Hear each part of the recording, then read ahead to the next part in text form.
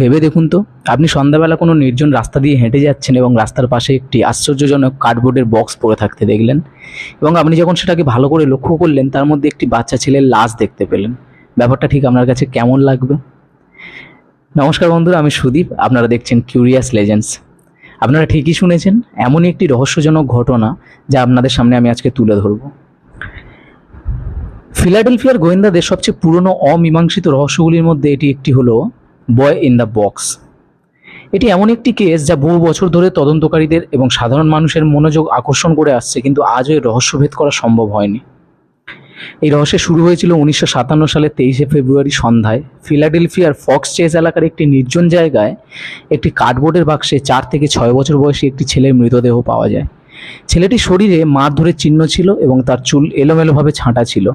তার পরিচয় জানার জন্য পুলিশ হাজার হাজার লিফলেট বিতরণ করে এবং স্থানীয় সংবাদপত্রে খবর প্রকাশ করে, কিন্তু কোনো সূত্রই পাওয়া যায়নি। ময়নাতদন্তে জানা গেছে যে ছেলেটির শরীরে একটি আঘাতের চিহ্ন ছিল, যা থেকে বোঝা যায় যে তাকে নৃশংসভাবে মারধর করা হয়েছে। এছাড়াও তার হাতের তালু এবং পায়ের পাতা কুঁচকে ছিল, যা দীর্ঘ সময়ে জলে ডুবিয়ে রাখার লক্ষণ। ঘটনাস্থল থেকে একটি নীল টুপি এবং ছেলেটিকে মোড়ানো ছিল একটি কম্বল, সেটাও পাওয়া যায়। এই প্রমাণগুলো নিয়ে তদন্তকারীরা বহু বছর ধরে কাজ করলেও তার কোনো নির্দিষ্ট প্রমাণ বা সূত্র তারা খুঁজে পায়নি। এই মামলার সমাধানে বেশ কিছু তথ্য সামনে আসে। এর মধ্যে দুটি প্রধান তথ্য রয়েছে। প্রথমটি একটি পালিত পরিবারকে কেন্দ্র করে। তদন্তকারীরা ধারণা করেন যে ওই পরিবারের পুরুষ সদস্যেরই হাতেই ছেলেটির মৃত্যু হয়েছিল, কিন্তু ডিএনএ পরীক্ষার পরেই তথ্যটি বাতিল হয়ে যায়। দ্বিতীয় তথ্যটি হলো এম নামে পরিচিত এক মহিলার কাছ থেকে। তিনি দাবি করেন যে তার হিংস্র মা ছেলেটিকে কিনে নিয়েছিল এবং শারীরিক নির্যাতনের পর তাকে হত্যা করে।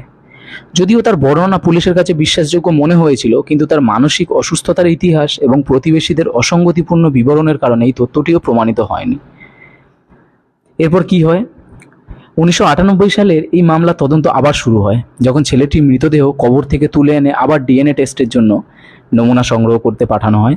এই ডিএনএ নমুনা ভবিষ্যতে কোনো আত্মীয়দের সঙ্গে মেলানোর জন্য সংরক্ষণ করা হয়, যদিও এখনও পর্যন্ত তার কোনো মিল খুঁজে পাওয়া যায়নি। এই বাস্কের মধ্যে থাকা ছেলেটির পরিচয় আজও অজানা রয়ে গেছে।